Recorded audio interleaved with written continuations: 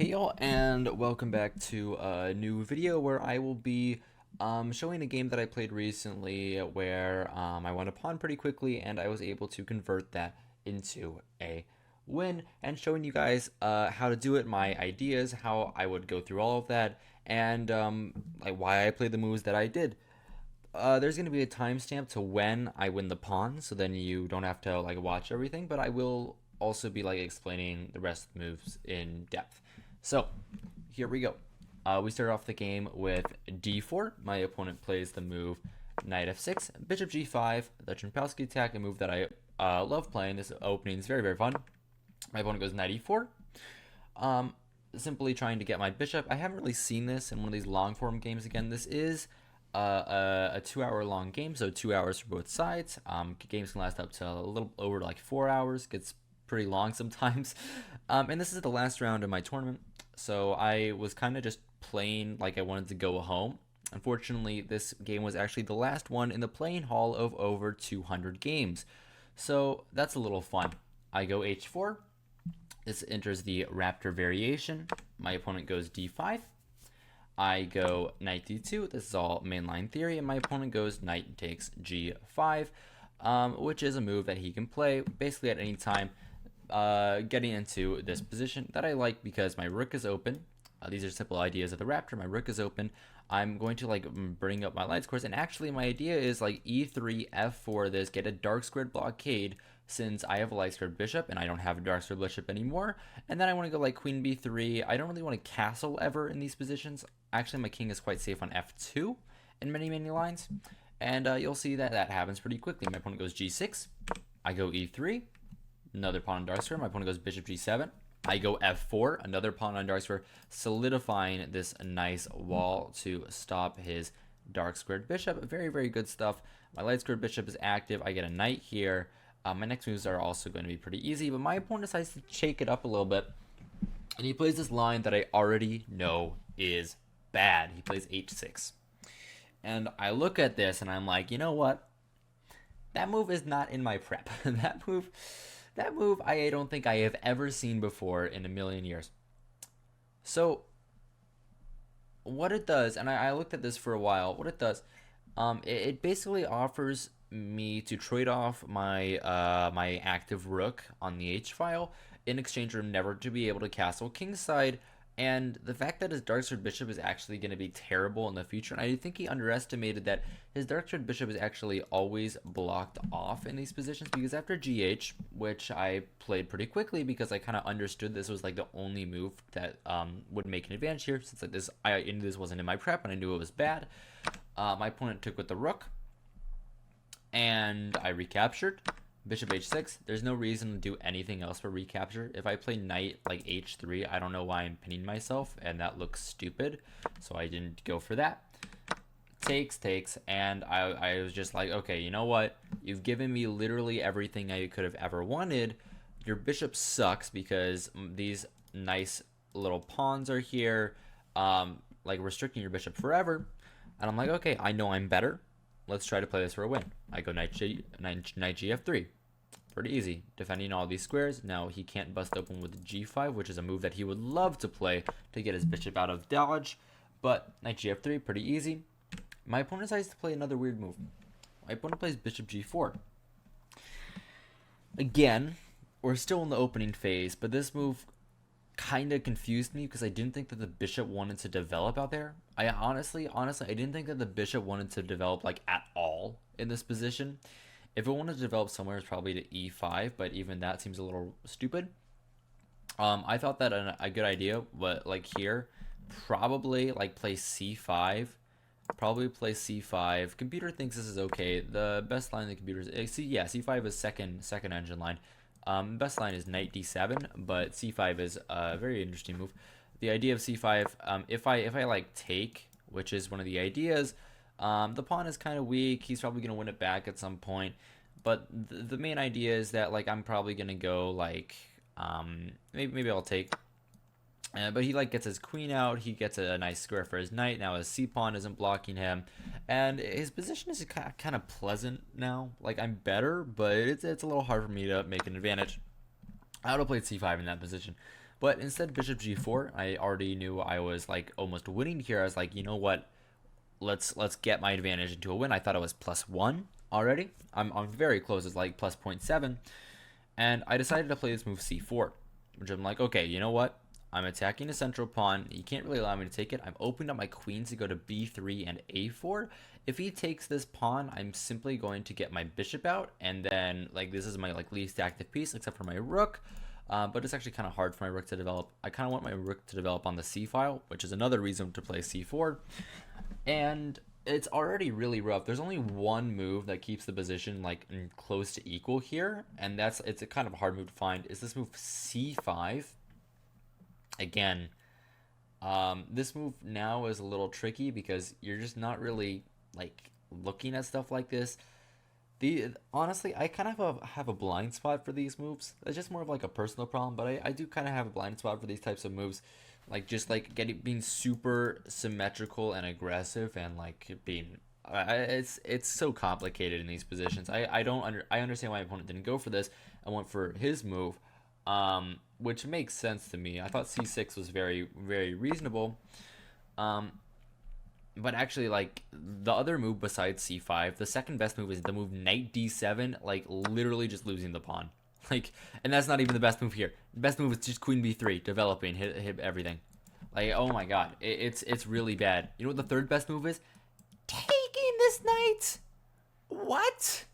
What is this? This is like such an anti-positional move. Look at that. Look at that. You lose your bishop here. You lost your good bishop because your bishop is covered by these pawns. And I feel like I'm just like completely winning. That's like the third line of the engine. There's nothing to be done here for black. But after c4, my opponent plays c6, which the computer gives as a mistake. And I immediately am able to find the best plan, which is this move, queen b3. Not that hard to find. I was a little worried about queen b6, but I had a nice idea here. I did find the best idea, which I'm very proud of. This idea is cd, intermezzo. He has to take my queen. I was thinking about doing takes with a knight instead of the pawn, because I thought these pawns could be weak and doubled, and I didn't really care about the open a file. I was right again, which is awesome. And I was thinking after takes, you know what? This pawn is kind of weak. My knight gets to e5 very quickly. My knight gets to c5 very quickly. My bishop gets out. I thought I was pretty easily winning. Then again, I thought I was pretty easily winning all this game. But queen b3. And my opponent plays a very interesting move. A move I didn't calculate because I didn't think it was any good. He plays this move b6. And I was like, b6. Really? Really, b6?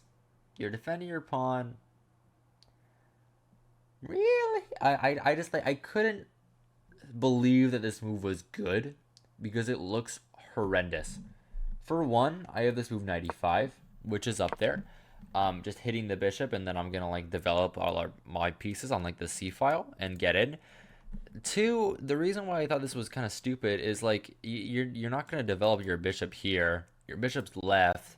Your rook sucks. Your knight kind of sucks now because your knight doesn't really have this square, and now this square isn't even defended anymore. So that looks even worse. And I'm like, I'm probably like easily winning here. This is over, big over for my opponent. And I do find the best line again, which I'm very proud of. It's actually equal to 95, but I find CD. Stupid engine gives it as excellent, not the best line, but Depth 20 Stockfish says it's the best line. A little confusing. CD, and I'm like, okay, 95. I put my knight in the center. I hit the bishop. Your bishop actually kind of sucks now. Like, my opponent tries to play the best way, which is bishop e6, but actually what I realized is that this bishop is taking a key square that a pawn needs to go on, because now this pawn is weak forever. Like, he would love to play e6 and like put the bishop back. I don't know, there's not even like a good put the bishop on a6. He would like to put the bishop on a6. No, even not there, because there I have tactics, takes, and then queen fork of the knight and the king. But like he doesn't really have a good square. Maybe b7. Maybe he wants to go to b7. So I thought bishop c8 was an option, but it all looks really, really bad. Bishop e6 is the best move, and I'm like, okay, you know what? Let's just keep putting pressure. Okay, I need my light square bishop out. Let's go bishop e5 check. He can't really play knight d7 because I thought like queen a4, and I'm easily winning. I thought like queen a4 here at the very least. Actually, in this line, I have f5. Very nice move. And after takes was the idea. Oh, that's a very cool idea. The idea is queen d1 and you're wrapping around, and it's over. Oh, that's a nice idea. I didn't see that. That's a very very cool idea. Like you're sacking everything, but you're winning. I didn't see that. But anyway, it really does feel like I'm up a pawn here, as you can see. We're gonna get to the pawn capture soon. But either way, my opponent goes king f8. I thought this was the best move too. And I played this move, knight df3, simply getting my knight into the game. I thought this piece was also my worst position piece. The rook is kind of bad, but the rook always gets to the c file. And I'm like, okay, you know what? I can put the rook on the c file whenever. He can't really stop me. So I'm like, knight df3. Let's bring my knight into the game. Let's keep it all in. My opponent goes a6. Okay, I had a deep like philosophical debate over which square was better for my bishop, e2 or d3. They're actually like both like okay. Like the engine likes both of them. But I was kind of like I was really confused the differences between them. I thought bishop d3 was more active, but the reason why I didn't play this is because I was like, you know what? I don't like how my knight has no retreating squares. Like every square covered by the knight, like this square, this square, this square, and this square are all covered. And I'm like, you know what? I just don't like that. So I ended up playing bishop e2, a little bit more passive, but like very slightly. This Stockfish says it's the best move. Game Review Stockfish does not say so, but bishop e2 I thought was very natural. I thought like, okay, now my knight has the d3 square at the very least. Bishop f5. And yes, I know this is a very long like intro, but we are getting to the pawn loss. We're getting to the pawn loss. I just gotta drag out the game because I want content and stuff. You know how it is. And I'm like, bishop f5, bad move, immediate bad move. What are you doing? Moving the bishop again. This allows g4, which I played very quickly. And I'm like, g4. You know what? What are you doing? What are you doing? G4. Where's the bishop going? If the bishop goes back to e6, you've wasted time. It's the best move though. And after bishop e4, I was like, you know what? Bishop e4 looks really dumb because I thought, okay, knight d2. I'm gonna get the bishop. Like that's not gonna happen. The bishop is gonna be good, and I was thinking, what is he doing? Like, what is he doing? Isn't this just like lost for him? My opponent goes f6. Tries to make counterplay, hits my knight. I played a little bit worse. I could have taken the bishop and like won here. Like after this, I go g5, which is a little interesting. And he can't take this because then my queen gets open, and I'm actually doing quite well. And like after like bishop g7, I actually sack my knight anyway because he still can't take. Like d4, queen e6. I have this bishop c4 idea coming in. Like if he tries to trade with me, I mean, at least queen g6, and I have this, and I'm like mating him, which is pretty cool. Instead, I didn't really see the sacrifice. Instead, I was like, you know what? We just bring the knight back. No funny business. I know I'm better. Basis on why I'm better is mostly because his dark sword bishop sucks. That's mostly why I think I'm better. And my opponent played this move knight c6. And I'm again like, okay, he wants to come in, he wants to do some stuff with me. I thought his idea was knight a4, knight a5, which I thought was pretty interesting, and then like maybe getting a rook here in some lines. And I was like, I ended up being like, you know what? I don't like that the knight hits my queen in that line, and I thought that that gave him like a valuable tempo.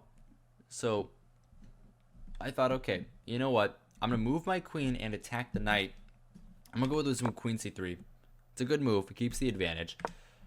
The computer is screaming for a tactic here, and then the same thing with queen e6, bishop c4 that the computer was looking at earlier. Again, I didn't see this idea, but it's all right. Instead, I play queen c3, hitting the knight, keeping everything together. Computer gives him mistakes. The computer's a scumbag, and I hate you. I hate the computer so much. I hate it, I hate it, hate it, hate it, hate it. Except that I love it, and it's awesome. My opponent goes rook c8, and here is where I win the pawn. My opponent gives me the pawn on a6. And this is where the actual video starts. This is where all the build-up's been coming to. My opponent gives me the pawn on a6. So I thought here for a while before taking this pawn, because I thought, you know what, he might have some tactics on my queen. I was looking at everything. I was looking at like knight b5, for example. I was looking at knight b5. It doesn't work. I thought like at the very least knight b4. Queen b4. Knight b4. Sorry. But actually I win even easier. I was looking at everything. I thought nothing worked. Like this move, I just take the rook, which is pretty good.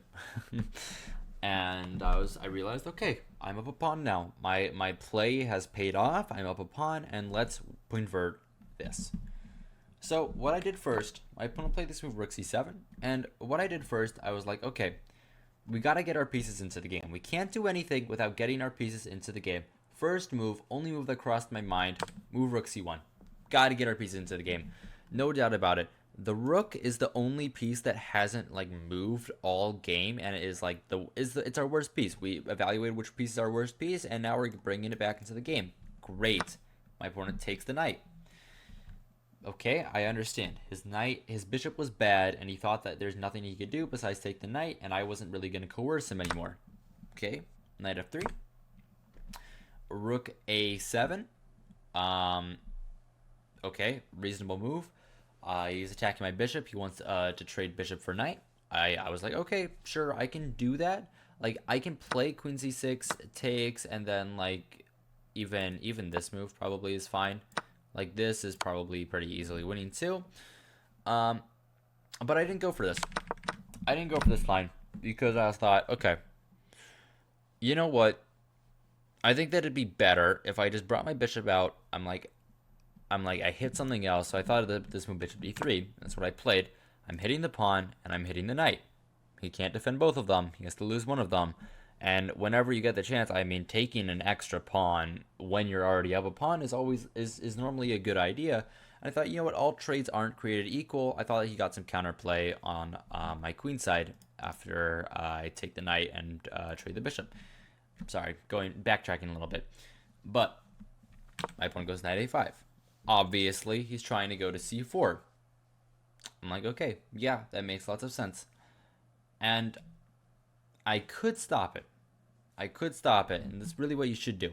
I could stop it. I could just keep the bishop here, make it take on c4, play this move g5, like takes, bishop g7, keep harming this poor bishop in the corner, go after this pawn. I can do all this. But I thought, you know what? A free pawn is a free pawn. Knight c4 is probably okay for me. I don't see that he has any real threats after knight c4. So I'm like, okay, free pawn is a free pawn. When you can take a free pawn, you should most likely take the free pawn as long as there's no strings attached, which in this case, there are not. Great, bishop g6. Knight c4, expected. Here I make a little like mistake, which is a very, very funny mistake. The idea is, I thought of this idea. I was going to play a3, which is one of the computer's top choices. a3, and then I was going to wait for a move, and then I was going to play this move knight d2, kick out the knight, and be much better. Of course, I can't come back to d3 because the knight takes this pawn. It's probably also alright, but I didn't want to do this. That's what I wanted to play. I wanted to play a3, and knight d2 after that, but for some reason I was like, yeah, I want to play a3, knight d2. Okay, let's play knight d2. And it's kind of like a mouse slip over the board, which is a little funny, there. But knight d2, it's fine. It's a fine move. I was a little worried about him, taking my knight, queen takes, and then like rook takes here. Here I actually win with queen h2, and I'm getting in. It's a little tough to see, like there, and then what the hell? Oh, I just come back. I literally just come back, and I'm like throwing some stuff over here. Okay, a little tough to see. A little tough to see. I didn't see that, and I was kind of beating myself up. Like, why did I play knight d2? I like picked up the piece, and I realized, wait, this is not the piece I wanted to move. And I mean, it's a touch move. You gotta move the piece, so I played knight d2. But my opponent gave me like a little burst of life and played this move knight d6, which I thought was immediately bad. I thought he could have played much more actively, and I again thought I was pretty easily winning. So what I did here, I played the move a3. I made sure that my pawn was never a weakness. Can't allow the rooks to come in. Can't allow his pieces to infiltrate. That's another thing. Infiltration allows tactics, allows counterplay. We don't allow counterplay. That's the whole point of like converting positioning. We don't allow counterplay. We want to make the game as smooth as possible. So a3, queen d7, hitting my pawn. I thought here for a while. I thought about this move. I didn't like this like at all. I really hated this actually, because I mean I thought he could like infiltrate with queen b5. We don't want to allow him to infiltrate, and I thought my bishop is kind of out of the game. That's kind of why I didn't like that. And I ended up deciding on this move, bishop h5, which is one of the only two moves here. It's either bishop h5 or bishop f5. I didn't like bishop f5. I didn't even look at this because, I mean, it sacks a pawn. I don't know why I played that. Actually, here I have queen c8 check, and here check, and then I'm picking up the knight again. But either way, I wasn't even looking at that, so I played bishop h5. My bishop is a little out of the game, but it controls squares around the king. The bishop can always come back in the future, and I thought I was doing quite well. Bishop h5, queen e6, threatening the pawn here. Let's not allow any counterplay, not allow any infiltrations. That's the whole purpose. I played king f2 very, very quickly. My opponent can put his knight here, but I thought this was dumb because his knight is a good source of counterplay. He takes, comes in, and the reason I put my king on f2 instead of any other square is because now all the queen's infiltrating squares are taken care of. Very, very important. That's why I did what I did. King f2. My opponent played this move rook a8. Very reasonable. He's trying to continue counterplay. If I do anything, if I do like something stupid, like I don't know, like this, or simply rook c8, and he's going to pick up my rook because my queen doesn't have a way to guard the rook. Important, right? So we can't allow like those tactics. We have to keep being tactically sharp. But that's an opposition. It's not really an up a pawn type thing. But yeah, either like needless to be said, we have to stay tactically sharp. I go queen d3. The idea, my queen is very active, controls these squares, the knight infiltrations. I control these squares, the knight infiltrations. The queen might want to play like f5 at some point, and actually I might want to infiltrate too, which is another thing you have to look out for, which is your own infiltrations. Very important, very important. After queen d3, my opponent played rook c8, and I'm like, okay, you know what? I want to trade the rooks. I would have loved to trade the rooks. I thought he was one of his biggest sources of counterplay, so I traded the rooks. I mean, chess is simple sometimes. Traded the rooks. Queen c8. He's trying to infiltrate on the c file, and I thought, you know what? I stayed tactically sharp, and I thought, you know what? Queen c3. A move that looks like a mistake at first because after queen takes here, he has this fork.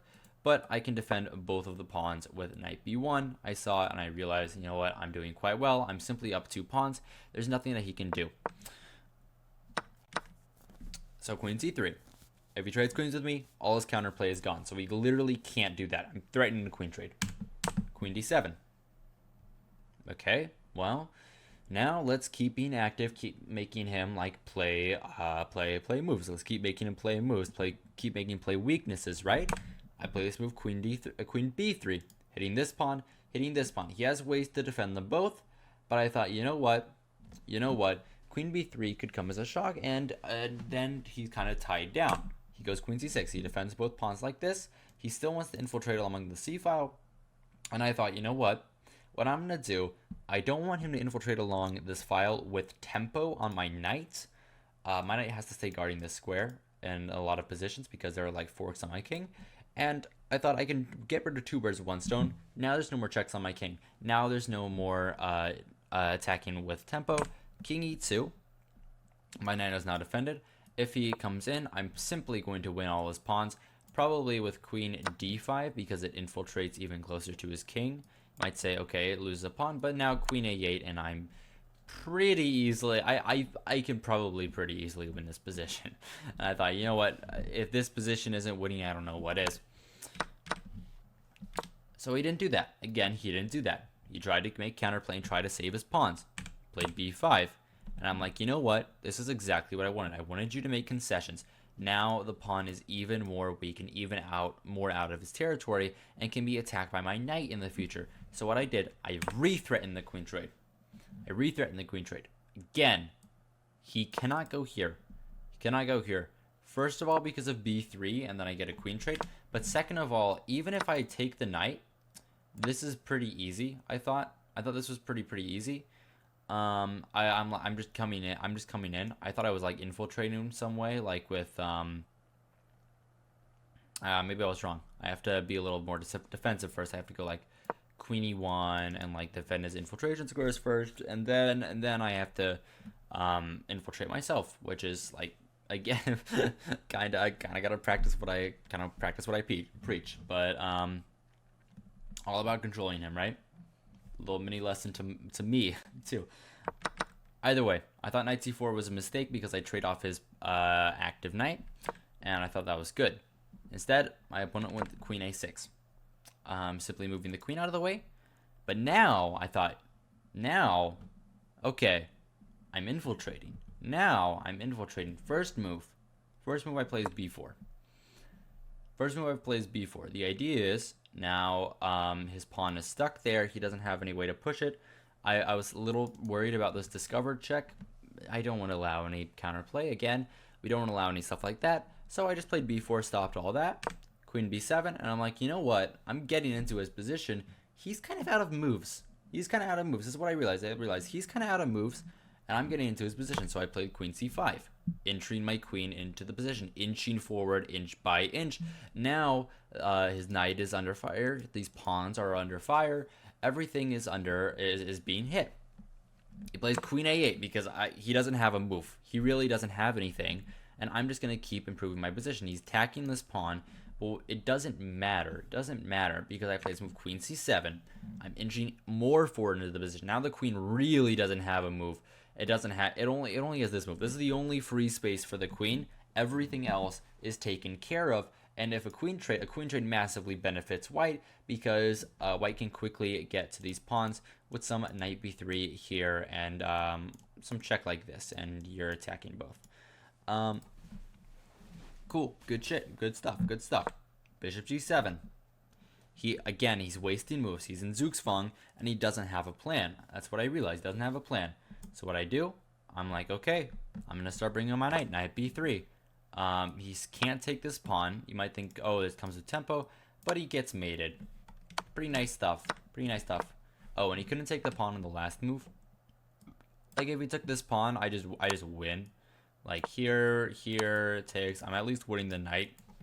I thought that was enough. There's probably some mate here, but I'm at least winning the knight. I thought that was enough. So bishop g7, knight b3. I'm inching forward. I want knight c5. I want to get into the position. It goes from bad to worse very quickly. He's forced to trade the queens. If he doesn't trade the queens, he loses. If he doesn't trade the queens, I get up to c4 and I win. Goes queen c8. I was thinking about this move knight c5, which is a little nice tactic, and then picking up the queen with both these pawns hanging, and I'm easily going to win a third pawn. I was thinking about that, but I decided against it just because I kind of liked his knight being on c8 and being out of the game. So I took the queen. Again, all trades aren't created equal, but some are created much better than others. So knight c8, knight c4, knight c5. I'm coming in. Everything is weak. Knight d6. I go bishop g6. All right. Still got to be cautious about infiltration spots. This square becomes a little weak when the knight leaves, so I don't want the knight in there, and I want my bishop back from the edge of the board where it wasn't really doing much. Great. My opponent goes knight c4. What I could do, I could go knight e6 here and knight here, and pick up this this pawn at the very least.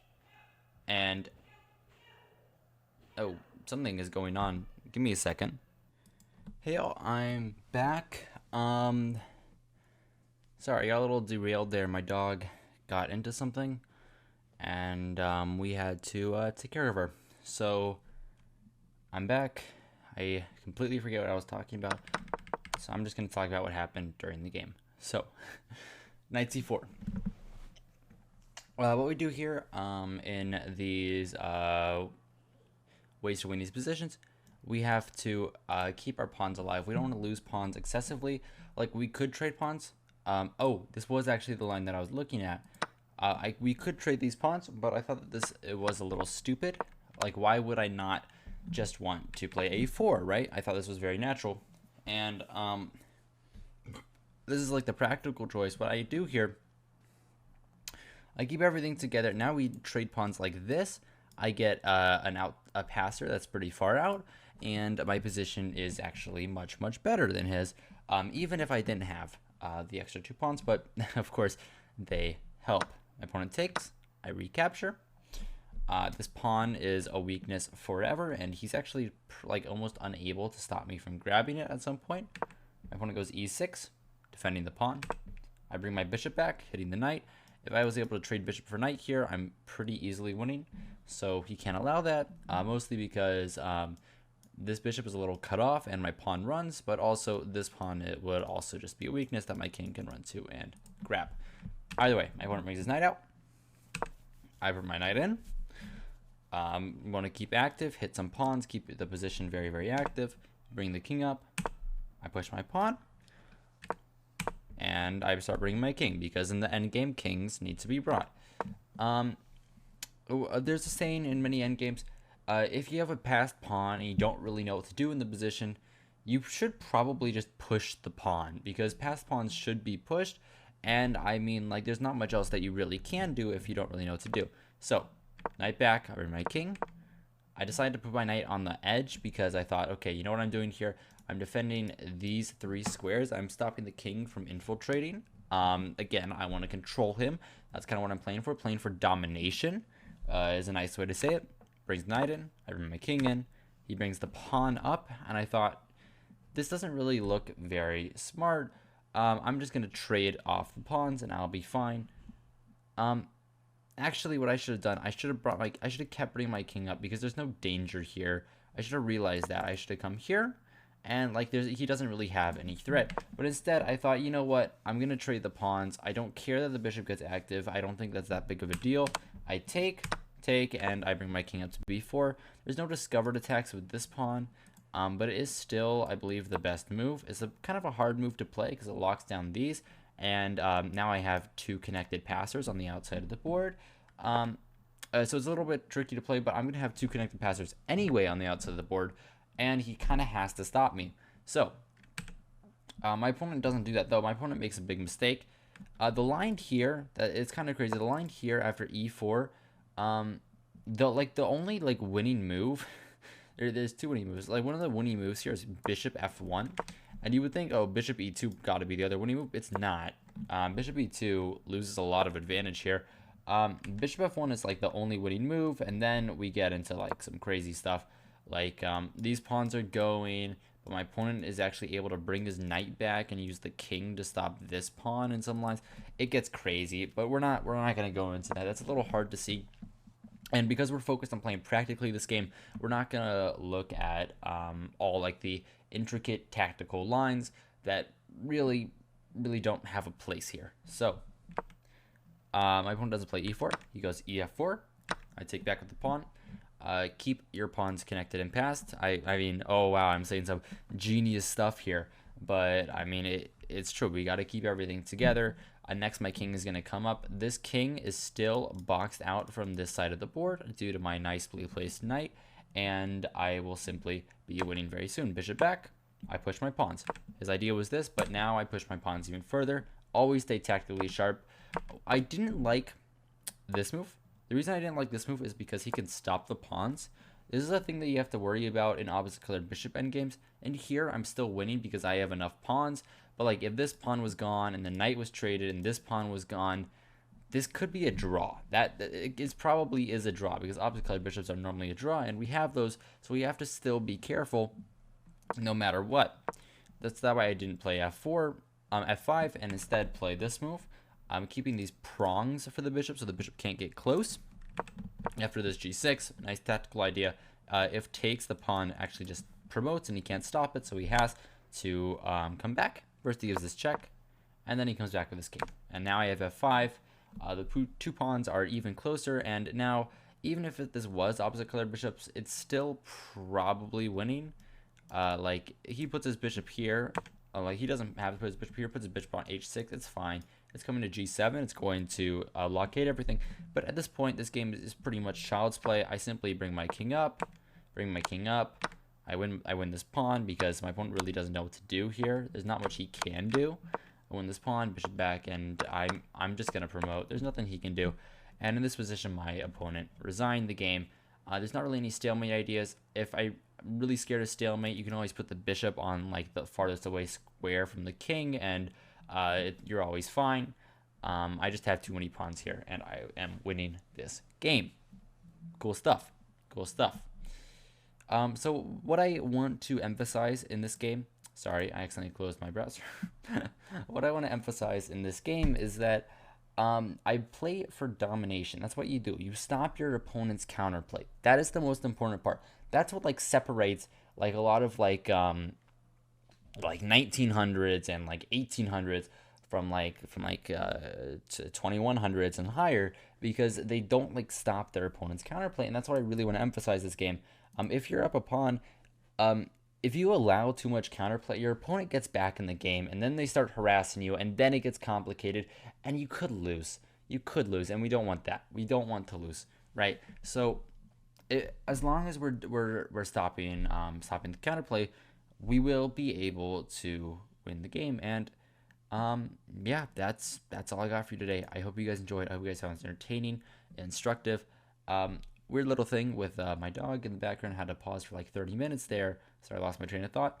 But altogether, I hope you guys enjoyed. I hope you guys found it entertaining. If you did, remember to like, subscribe, and do all the normal things that YouTubers tell you to do. And yeah, good evening and good night.